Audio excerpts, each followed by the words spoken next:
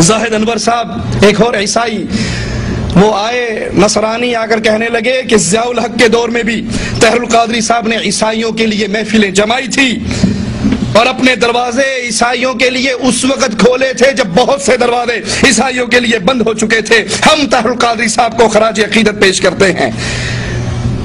وجہ غور کرنا ذرا، اسی عیسائی کی، اسی نصرانی کی زبان سے سننا کیا کہتا ہے۔ کہتا ہے طاہر القادری کے دل میں عیسائیوں کے لیے بہت درد ہے۔ اس کی وجہ کیا ہے؟ اس کی وجہ اس کے پس منظر میں اس کا وہ بچپن ہے جو جھنگ کے اندر، جھنگ جہاں ابتدائی طور پہ جھنگ کا یہ رہنے والا، جو جھنگ کے اندر یہ عیسائی سکول میں اس نے بچپن میں تعلیم حاصل کی۔ بات یہ ہے کہ یہ یہاں پہ جو تقریب یہ منعقد ہوئی ہے کوئی نئی بات نہیں ہے۔ ضیاء دور میں جب ماشاء اللہ دور تھا، جب 295 نئی آئی تھی، اس وقت بھی ڈاکٹر طاہر القادری صاحب نے یہاں پہ مسیحوں کی محفلیں سجائی تھی جس میں بہت سے لوگ آئے تھے، اور انہوں نے دروازے جو اپنے اس وقت مسیحوں کے لیے کھولے تھے جب مسیحوں کے لیے بہت سے دروازے بند ہو چکے تھے۔ تو میں خراج عقیدت پیش کرتا ہوں کہ ڈاکٹر طاہر القادری ہمیشہ مسیحوں کے لیے درد دل رکھتے ہیں، اور اس کے پیچھے ان کی وہ نشو نما ہے، ان کا وہ بچپن ہے جو انہوں نے ایک مسیحی اسکول میں گزارا ہے۔ جنگ میں وہ ایک مسیحی اسکول میں تھے، ایک ادارے میں تھے، کانوینٹ اسکول میں تھے، اور وہیں سے انہوں نے تعلیم حاصل کی۔ اور یہ میں کہتا ہوں کہ پاکستان میں شاید یہ پہلی بات ہے، پہلا واقعہ، پہلی مثال یہ ہو سکتی ہے کہ کسی چرچ کے کمپاؤنڈ کے اندر، کسی مشنری اسکول کے اندر، کسی علامہ یا کسی مسلم علماء کا جو وظیفہ ہے وہ مسیحی بچوں کو ملتا ہو۔ مجھے یہ کہتے ہوئے فخر محسوس ہوتا ہے کہ اس سکول میں جہاں سے ڈاکٹر طاہر القادری صاحب نے تعلیم حاصل کی ہے، وہاں پہ بچوں کو آج بھی ڈاکٹر طاہر القادری کے نام پہ وظیفہ دیا جاتا ہے۔ اب یہ جو آپ نے محفل سجائی ہے یہ بہت بڑی محفل ہے، چونکہ اس وقت یہ بڑا ہی حساس دور ہے۔ آپ دیکھیں خودکش حملے ہو رہے ہیں پوری دنیا میں۔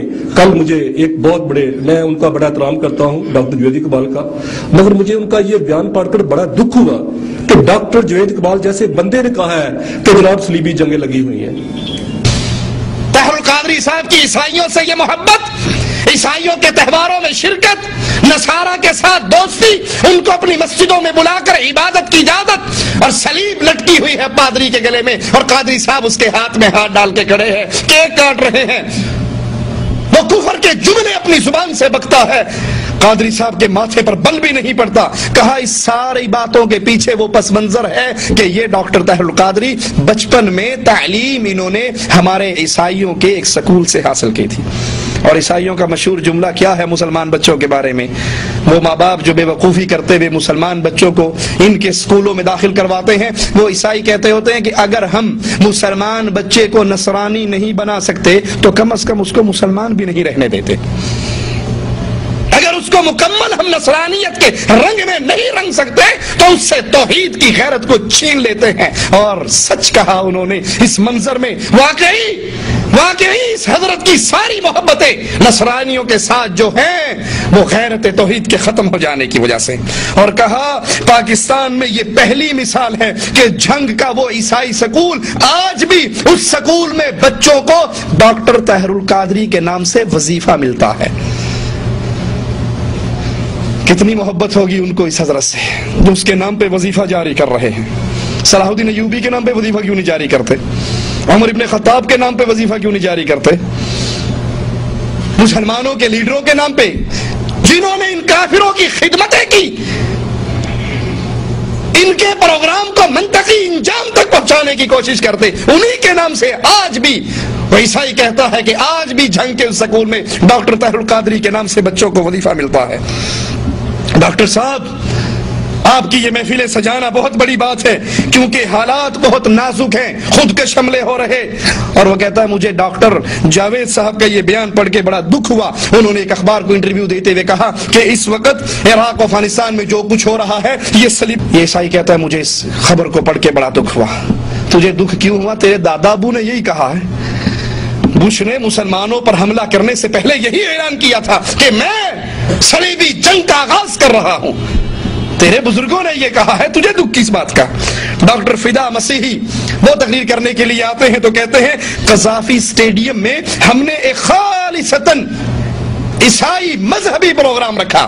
یہ تو مسلمان اور عیسائیوں کی مشترکہ مجلس. وہ کہتے نہیں، قذافی اسٹیڈیم میں لاہور میں خالصتاً مذہبی پروگرام رکھا جس کے اندر ہم نے ڈاکٹر طاہر القادری صاحب کو دعوت دی. وہ تشریف لائے اور کہنے، عیسائی کہتا ہے ڈاکٹر طاہر القادری بڑا پریکٹیکل پرسن ہے، اور اس نے وہاں آ کر کہا کہ میں بڑے کم، اور آج عیسائیوں کے اس مذہبی پروگرام میں فیملی کے ساتھ آیا ہوں، بیوی بچے ساتھ لے کر آیا ہوں تاکہ ان پر بھی یہی رنگ چڑھ جائے جو مجھ پہ چڑھا ہوا ہے. اور آج تمہارے اس جلسے میں آپ کی مقدس کتاب کو پڑھنا چاہوں گا.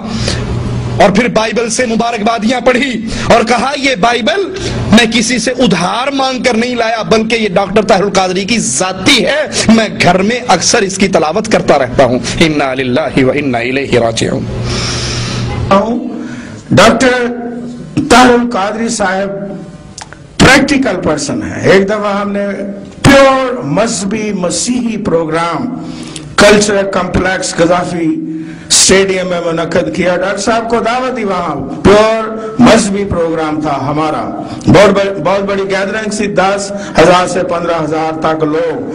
تو ڈاکٹر صاحب تشریف لائے. انہوں نے کہا کہ میں کم ہی پروگرامز میں اپنی وائف اور بچوں کو لے کر جاتا ہوں اور آج میں پوری فیملی کے ساتھ آیا ہوں. اور انہوں نے یہ بھی کہا کہ آج میں بائبل مقدس پڑھنا چاہوں گا. اور انہوں نے مبارکبادیاں پڑھی بائبل مقدس میں سے، اور یہ کہا کہ یہ بائبل مقدس میں ادھار لے کے نہیں آیا کسی سے، یہ میری ذاتی ہے، اپنی ہے، اور میں گھر میں پڑھتا ہوں. تو یہ پریکٹیکل شخص ہے.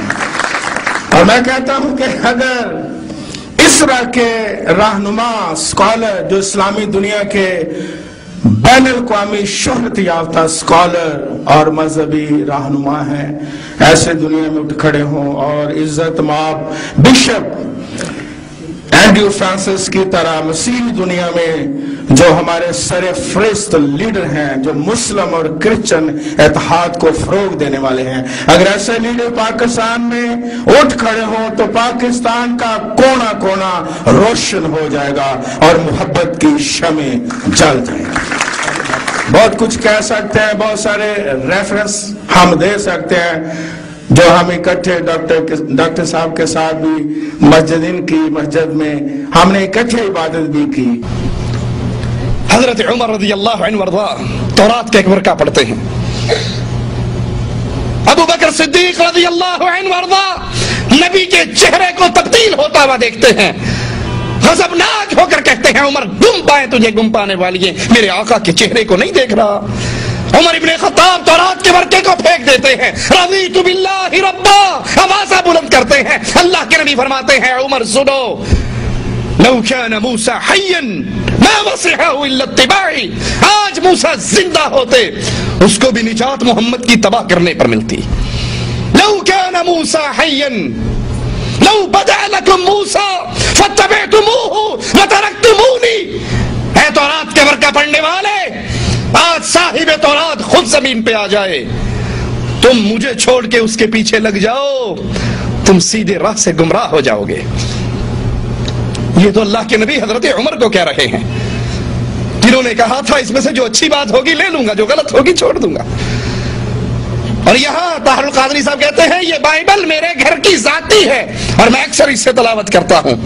اور پھر وہ عیسائی ڈاکٹر فدا مسیحی کہتا ہے کہ اگر طاہر القادری جیسے اسلامی اسکالر اور ہمارے ڈاکٹر فرانسس جیسے عیسائی اسکالر کھڑے ہو جائیں تو پورے پاکستان کا کونا کونا روشن ہو جائے گا.